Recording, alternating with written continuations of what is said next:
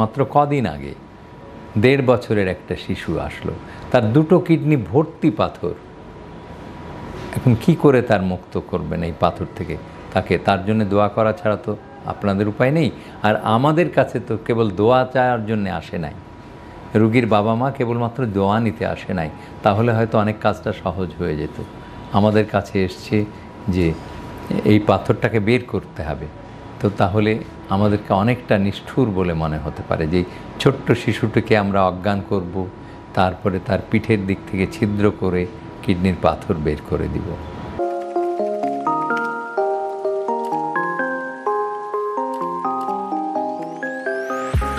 কিডনির পাথুরি রোগ, সাধারণভাবে কিডনি পাথুরি রোগ হয় 20 থেকে 45 বছর বয়সের মধ্যে।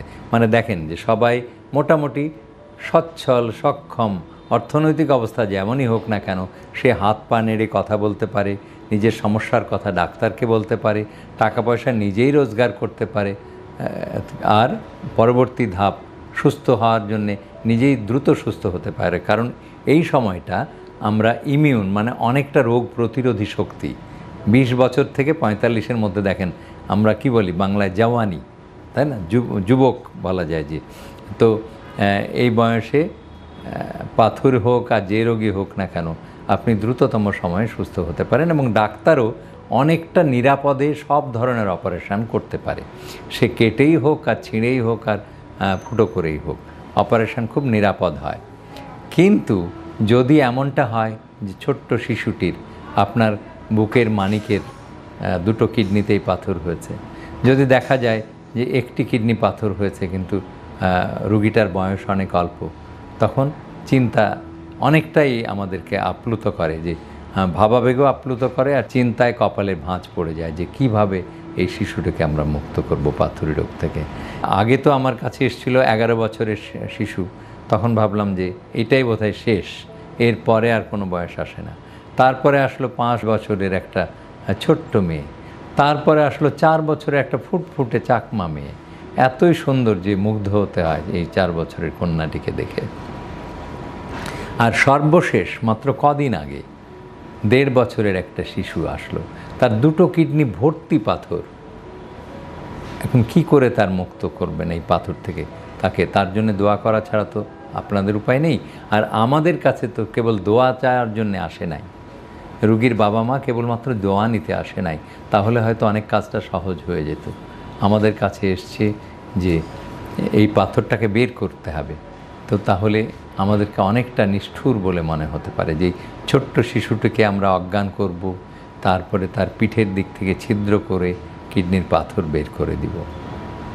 তাহলে কিভাবে সম্ভব? এবং দেখা গেল যে এই ছোট্ট শিশুটির কিডনির পাথর আমরা বের করে দিয়েছি।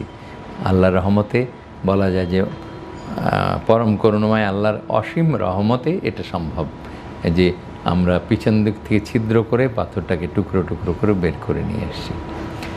এরপরে আরেকজন আছে 3 বছরের, তার 2টো কিডনি ভর্তি পাথর এবং তাকে এতই ছড়িয়ে ছিটিয়ে আছে যে আমরা একটি কিডনির আংশিক, মানে অবস্ট্রাক্টিং স্টোনগুলি কেবলমাত্র বের করে দিয়েছি। আমরা পাথর বের করার আগেই বলে দিয়েছিলাম যে আমার সন্তানের স্বাস্থ্য আগে, পাথরটা পরে। মানে যে পাথরটা ক্ষতি করে, যেমন আপনার বাড়ির অনেক ময়লা আছে, আপনি বসবাসের উপযোগী করার জন্যে বাড়ির যে ঘরটাতে বসবাস করবেন সেটি এবং তার রাস্তা বা গেটটাকে পরিষ্কার করবেন, তারপরে ধীরে ধীরে বাড়ির অন্য পাশগুলি পরিষ্কার করবেন। আমরাও তেমনভাবে এগোচ্ছি।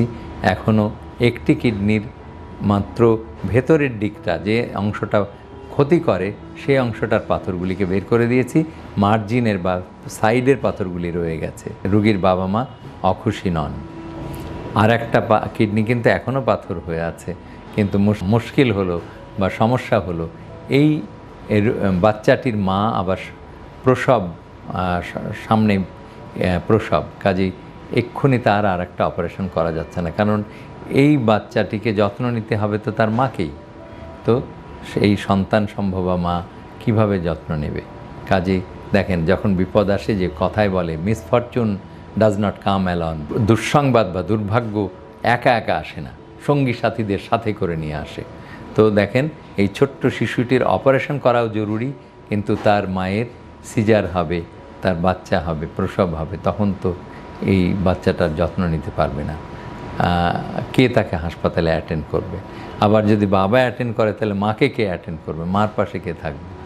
তো আপনারা দোয়া করবেন, নিশ্চয়ই আমাদের এই সন্তানগুলি সুস্থ হয়ে যাবে।